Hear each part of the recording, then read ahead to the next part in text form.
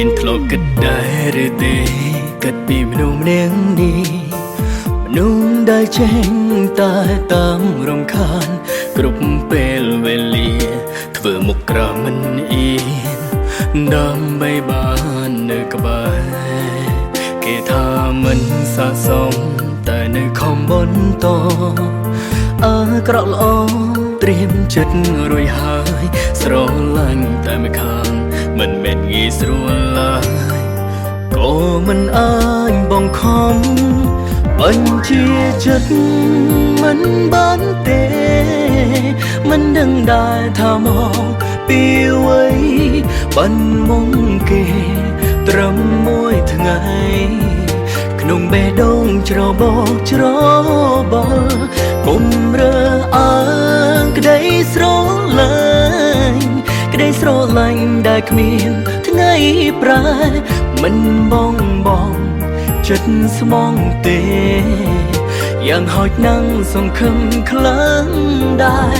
50%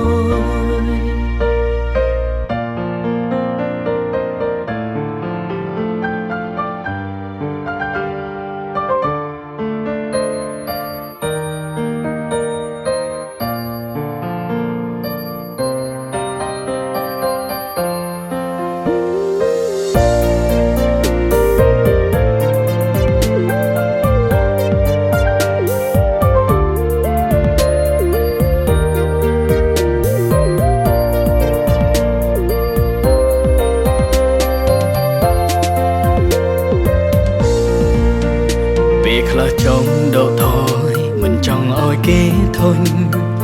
មិនចង់ឲ្យគេស្អប់លើដើមតែធ្វើមិនបានចិត្តកាន់តែជ្រួលជ្រើពុំស្អប់ខ្ពើមខ្ញុំអីបញ្ជាចិត្តធ្វើមិនបានមិនដឹងដែរថាមកពីអ្វីបានមកគេត្រឹមមួយថ្ងៃ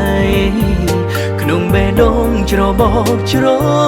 បល់គុំរើអើងក្តីស្រឡា